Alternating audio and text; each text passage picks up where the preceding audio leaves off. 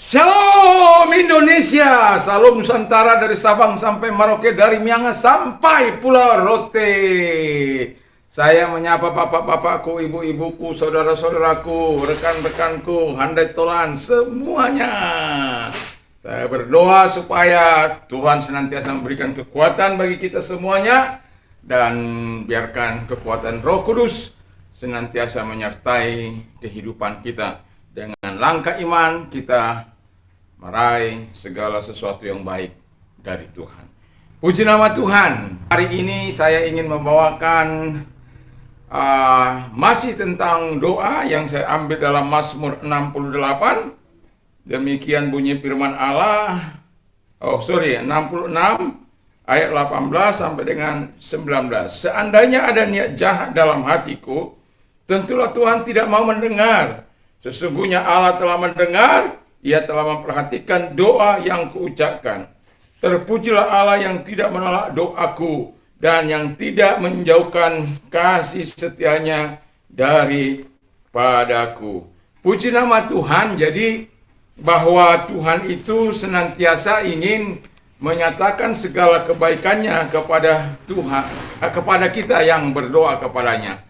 Tapi Tuhan juga tidak pernah mau kompromi terhadap hal-hal yang tidak menyenangkan hatinya. Mazmur katakan, seandainya ada niat jahat dalam hatiku, tentulah Tuhan tidak mendengarkan doaku. Jadi, ketika kita berdoa, yang perlu kita pikirkan adalah, apakah doa kita ini mau menyenangkan Tuhan, apa mau menyenangkan setan, ya, mau menyenangkan Yesus, atau mau menyenangkan daging. Karena Alkitab katakan kalau kita menyenangkan daging, maka Tuhan tidak mendengarkan doa. Atau menyenangkan hawa nafsu, Tuhan tidak akan mendengarkan doa. Begini, kalau misalnya kita berdoa, kalau dalam 1 Yohanes 2 ayat 16 dan 19 sampai dengan 17 di sana dikatakan begini. 1 Yohanes 2 ayat 16, saya bacakan ayat 15 saja sampai dengan 17. Janganlah kamu mengasihi dunia dan apa yang ada di dalam dunia. Jikalau orang mengasihi dunia, maka kasih akan Bapa tidak ada di dalam orang itu. Sebab ini yang akan saya tekankan. Sebab semua orang yang ada di dalam dunia, yaitu keinginan daging dan keinginan mata serta keangkuhan hidup, bukanlah berasal dari Bapa, melainkan dari dunia. Dan dunia ini sedang lenyap dengan keinginannya, tetapi orang yang melakukan kehendak Allah tetap hidup untuk selamanya. Jadi doa kita itu adalah doa yang betul-betul menyenangkan hati Allah, bukan untuk mendukakan hati Allah. Seandainya Anda berdoa begini, Tuhan Yesus, Tuhan tolonglah, berkati aku berlimpah-limpah seperti ya habis kan, berlimpah-limpah lalu Tuhan jawab. Tapi Anda buat begini, Tuhan Yesus berkatilah aku berlimpah-limpah supaya aku dapat memuaskan keinginan mataku. Aku bisa beli yang tas-tas branded, baju-baju yang ya branded juga, ya. Hanya untuk memuaskan hawa nafsu. Bukan begini, Tuhan berkati aku supaya aku bisa menolong orang lain misalnya, supaya aku bisa memberkati orang lain. Nah, itu kan beda. Tapi kalau kita berdoa, yang pertama kita katakan, Tuhan, aku mau memuaskan keinginan mataku. Kita tahu bahwa karena keinginan mata, Hawa jatuh melihat buah pengetahuan baik dan buruk itu. Menarik hati. Lalu diambil. Jadilah saya dan saudara. Kalau enggak kan mereka terus di Taman Eden. Ya, jadi memuaskan memuaskan keinginan mata. Sementara doa yang dikenan oleh Tuhan adalah doa yang melakukan kehendak Allah, doa yang berdasarkan firman Allah, doa yang berdasarkan janji-janji Allah. Nah, yang kedua, ada orang berdoa untuk memuaskan hawa nafsunya. Tuhan, berilah aku uang banyak supaya aku bisa beli ini, beli itu, narkoba, prisek.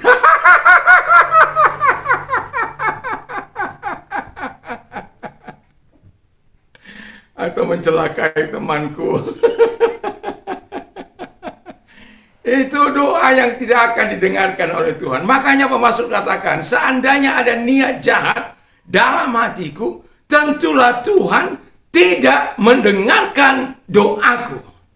Saya yakin dan percaya setiap kita yang hadir atau mau berdoa kepada Tuhan, bukan hanya sekedar datang, bukan hanya sekedar ada, tapi sungguh-sungguh apa yang kita pergumulkan kepada Tuhan, itu menjadi kenyataan. Sore nanti saya akan membawakan bagaimana ketika kita mendengarkan berita yang sensasional atau berita buruk atau berita yang tidak menyenangkan atau sesuatu yang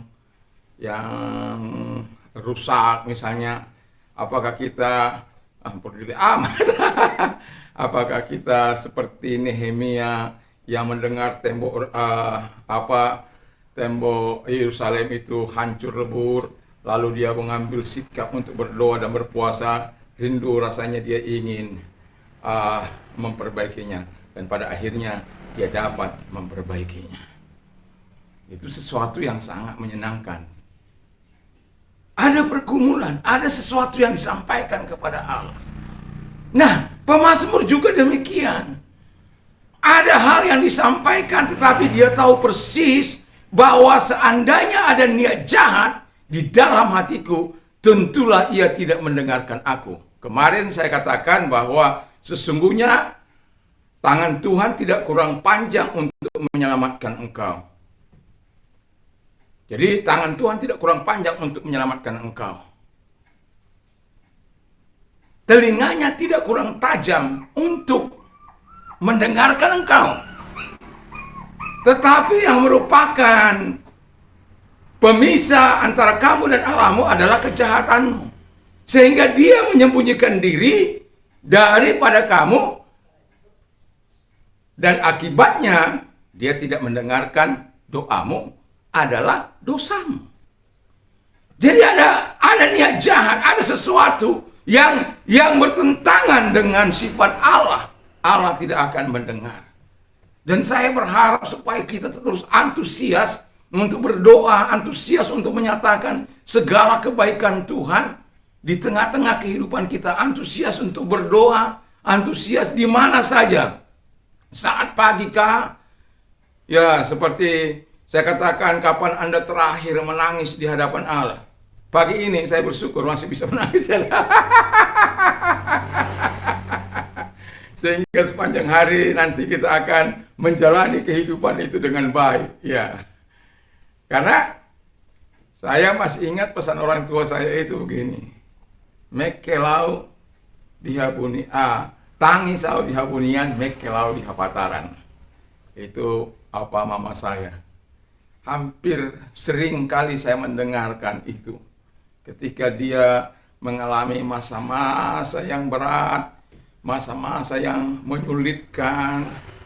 Ya maklum, kami ada 4, tapi ada belasnya.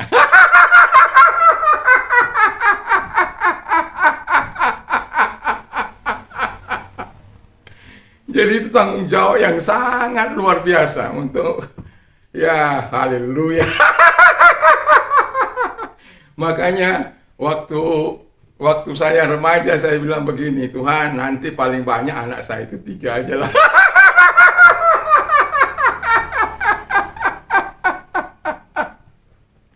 Karena aku lihat orang tua aku sangat lelah gitu ya, membiayai sekian banyak anak putra dan putri.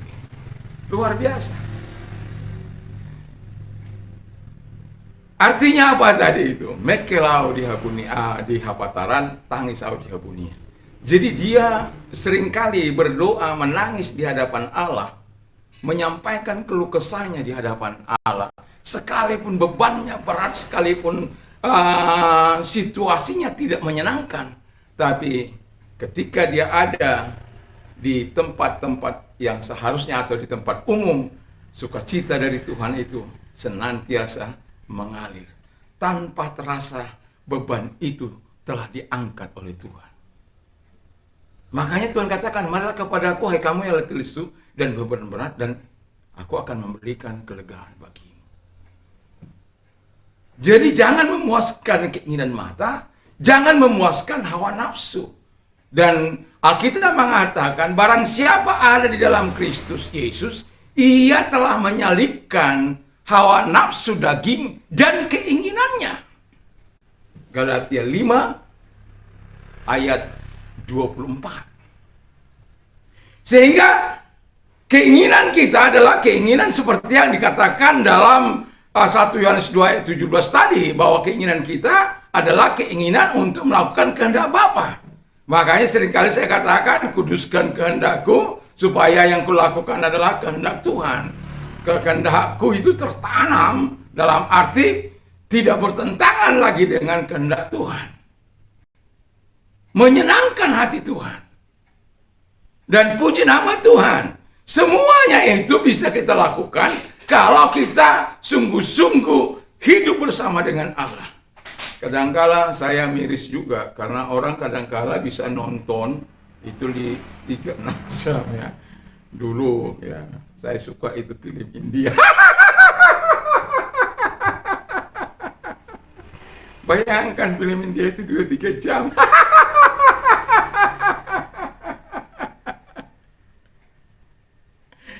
Kalau Anda bisa bayangkan 2-3 jam kalau 2 film.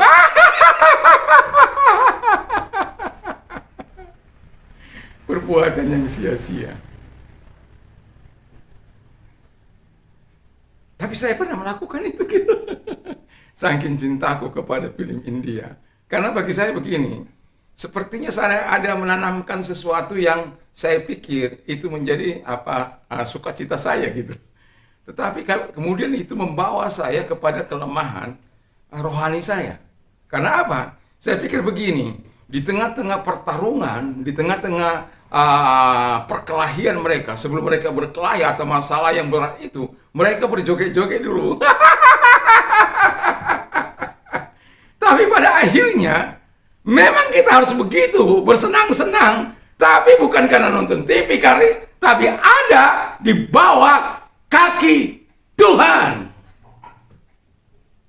Sering saya bilang di sini, ini ada salib ini. Ini salib tapi kadang nggak tampak. Ini 2 orang benar, sangat besar kuasanya. Jadi sebenarnya Tuhan rindu untuk terus berkomunikasi dengan engkau. Tuhan rindu untuk menyatakan segala kebaikannya kepadamu. Nah, yang ketiga yang Tuhan katakan adalah, yang kalau ada niat jahat tentu Tuhan tidak akan mendengarkan. Yang ketiga itu adalah keangkuhan hidup. Oh Tuhan, supaya engkau memberkati aku berlimpah-limpah, aku menjadi kaya raya, supaya aku dapat sombong. Aku udah sangat lelah untuk dihina.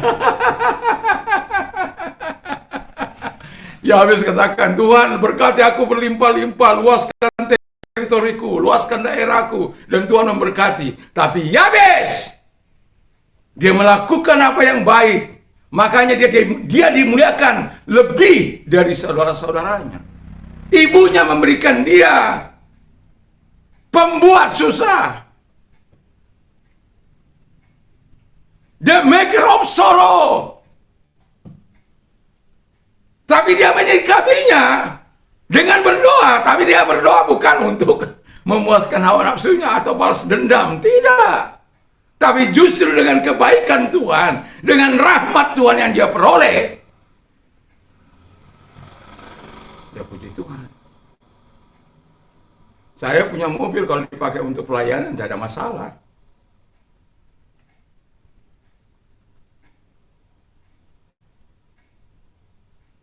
asal dipakai untuk pelayanan, gak ada masalah. Dan saya sudah tawarkan dari sejak pertama saya punya mobil, dari tahun-tahun yang gak enak.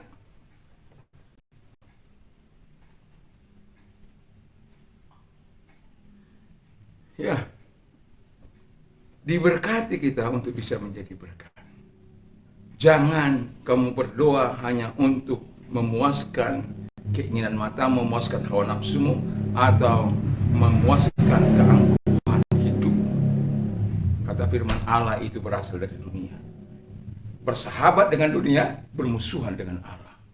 Dan itu sebabnya pemazmur tahu betul bahwa dia tidak akan lakukan itu. Seandainya ada niat saja belum dilakukan. Niat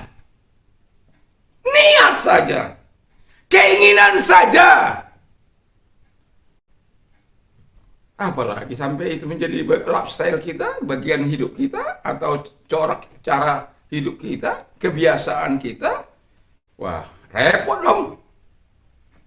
Tetapi saya mau katakan kepada kita, Alkitab mengatakan sebagaimana yang tadi kita baca tadi, tetapi dia bersyukur kepada Allah, dia tidak menyimpan itu, tidak menyimpan niat jahat, tidak berdoa karena niat jahat, tapi karena ketulusan hatinya kepada Allah, untuk melakukan sesuatu yang baik, untuk melakukan sesuatu yang memuliakan Tuhan, untuk sesuatu yang menyenangkan hati Tuhan, sehingga apa yang direncanakan Allah, Ulangan 28 itu, diberkati di kota, diberkati di desa, diberkati hasil jeripayamu, diberkati pekerjaanmu, diberkati segala apa yang kita kerjakan, dibuat berhasil. Engkau tidak menjadi ekor, tetapi menjadi kepala.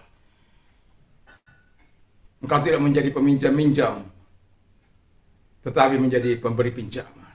Anda memberikan berkat bagi orang lain. Anda bisa menolong orang lain.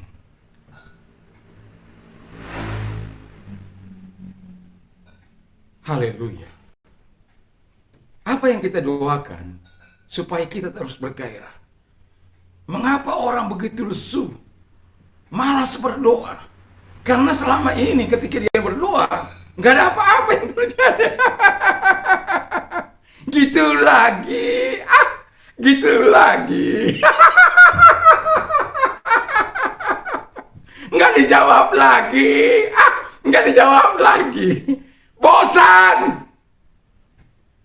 Tapi kalau doa Anda menjadi bagian yang Anda sampaikan kepada Allah, lalu doa Anda dijawab oleh Tuhan, saya yakin dan percaya gairah Anda untuk berdoa itu akan semakin intens, semakin kuat. Karena apa? Roh yang ada dalammu akan terus bergerakkan engkau untuk menyenangkan hati Allah. Haleluya. Makanya kata Tuhan, minta, cari, ketuk. Karena setiap orang meminta, menerima. Setiap orang mencari, mendapat. Setiap orang mengetuk, pintu dibukakan baginya. Tetapi jangan ada niat jahat. Jangan ada kejahatan di dalam kehidupan kita. Tapi punyalah apa yang dikatakan oleh dalam kehidupan ini. Puji nama Tuhan.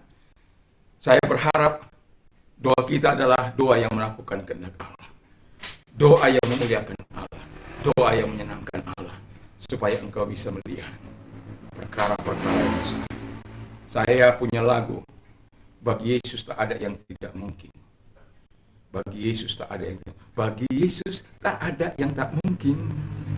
Bagi Yesus tak ada yang tak mungkin. Bagi Yesus tak ada yang tak mungkin. Jadi berdoanya adalah berdoa padanya, lalu beriman padanya, lalu ketiga berdoa padanya. Yesus dahsyat, Yesus dahsyat, Yesus dahsyat selamanya. Yesus dahsyat, Yesus dahsyat, Yesus dahsyat selamanya. Haleluya. Yesus kita dahsyat untuk menjawab doa. Tapi apakah doamu doamu untuk kemuliaan Allah. Hanya Engkau yang tahu dan Tuhan. Tapi saya berkata, mari kita berdoa untuk menyenangkan hati Tuhan. Artinya ketika doa kita dijawab oleh Tuhan, diberkati oleh Tuhan, kita bisa melakukan yang terbaik bagi kerajaannya. Tuhan Yesus memberkati kita semuanya. Mari kita tunduk kepala dan kita berdoa.